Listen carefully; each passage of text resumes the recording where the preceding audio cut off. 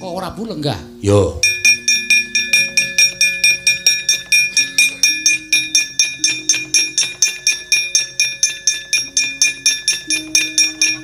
Gak omong, inggih. Aja nganti kesuwen ora omong ya Kresna. Setyaki, Setyaki. Wonten dawuh. Waduh adikku di, adik. Njaluk rokok Setyaki. Koko Prabu menika menawi filter mboten purun. Aja filter. Aku nek filter kentingan Setyaki. Nggih. Kok Prabu latur semene, ora pati nduga ngono. Lah kowe ngantasi Baladewa dikembari karo panguwasaning para kawan kere ngembari marang panguwasaning Kartamantra Prabu Baladewa. Aku ora nrimake. Aku ora nrimake. Minggiro, menungsane mburi ora glandange nenggala. Kresna. Minggiro Kresna.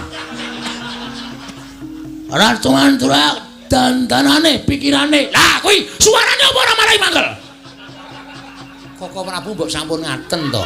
Lho, aku ora entuk ngono. Inggih. Lah aku kan ngono karo sapa?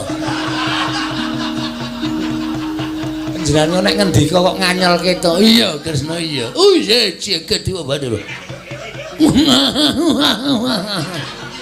Wong guyune wae elek ngono kok. Dadak dadi Baladewa. Kok ora Bu? Nggih. Anak kula gadah pamundhut. Lho, anakmu duwe penjaluk? Inggih. Purantawati saged dipun dhaup sinten kemawon? Waton temanten lanang saged nyaosaken utawi ngunduraken pusaka senjata cakra. Senjata cakra ilang.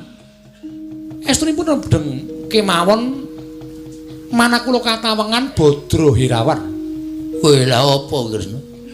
Kata-katamu kok angel dicerna. Badra Hirawan ki apa Kresna? Kok Prabu Mandura kendel, mangke kula nesu lho. Aja Kresna, aja gampang nesu ndak gelis tuwa. Ya Kresna ya. Inggih.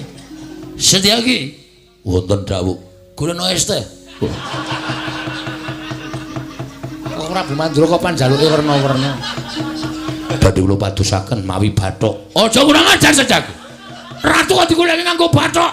Anggepe aku kirek.